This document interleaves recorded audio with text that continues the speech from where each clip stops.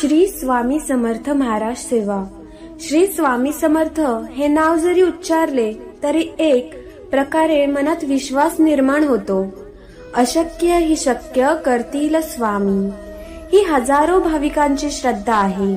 स्वामींवरील श्रद्धा, स्वामींवरील विश्वास आणि स्वामींनी दिलेले अनुभव यांमुळे कोट्यवधी भाविक स्वामींची नियमितपणे सेवा, उपासना, नामस्मरण, पूजन करत असतात. अक्कलकोटला जाऊन नियमितपणे दर्शन घेणारेही अनेक भाविक आहेत. परंतु स्वामींची नियमित सेवा करत असाल तर काही गोष्टी अवश्य लक्षात ठेवणे गरजेचे आहे. या गोष्टी आचरणात आणल्यास स्वामी पूजा आणि स्वामी सेवेचे शुभ फळ अगदी चांगल्या पद्धतीने मिळू शकते, अशी मान्यता असल्याचे सांगितले जाते. अनेकदा आपण नियमित सेवा, उपासना, नामस्मरण करत असतो, तरी त्याचे फळ मिळत नाही. याबाबत मनात शंका निर्माण होते. गोष्टी सकारात्मक घडत नाहीत असे वाटू लागते. अशा गोष्टी सातत्याने घडू लागल्या की नकारात्मकता निर्माण होऊ लागते. मात्र असे घडत असेल तर स्वामींवरील विश्वास कायम ठेवावा असा सल्ला दिला जातो. आपण जे करतो ते अधिकाधिक प्रामाणिकपणे करावे असे सांगितले जाते. तसेच आपल्याकडून काही चूक होत नाही याबाबत चिंतन करून स्वामी सेवा सुरू ठेवावी असे म्हटले जाते. नेमके काय करावे? स्वामी सेवा करत असाल तर तुमच्या पद्धतीने ती सुरू ठेवा. स्वामी सेवा सुरू करायची असेल तर सकाळी किंवा सायंकाळी एक वेळ ठरवून घ्यावी.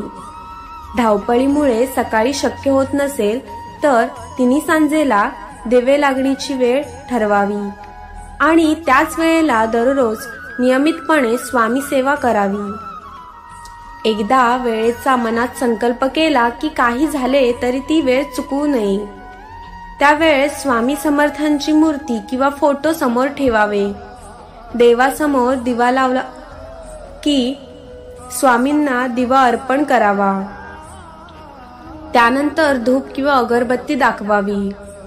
शक्य असेल तर गोडाचे काही नैवेद्य म्हणून ठेवावे.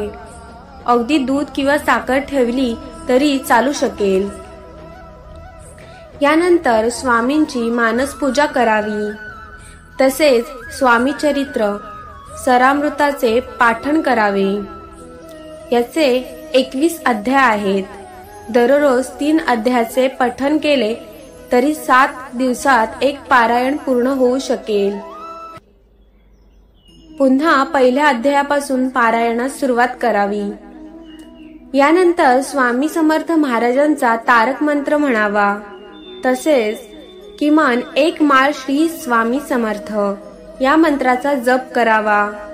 एकापेक्षा अधिक माळ जपल्यास उत्तमच, परंतु यथाशक्ती जप नामस्मरणाने करावे. शक्य तितक्या काळापर्यंत ही सेवा सुरू ठेवावी. शक्यतो ही सेवा अखंडपणे करावी, खंड पडू नये. काही अल्पहिर्यार कारणास्तव सेवेत खंड पडल्यास स्वामी समर्थांची मनापासून क्षमा याचना करावी. तसेच पुन्हा संकल्प करून सेवा सुरू करावी. सर्वात महत्त्वाचे म्हणजे स्वामींवर दृढ विश्वास ठेवावा. ही सेवा करताना निशंक मनाने करावी. कोणताही किंतु मनात ठेवू नये. श्री स्वामी समर्थ. श्री स्वामी समर्थ. श्री स्वामी समर्थ.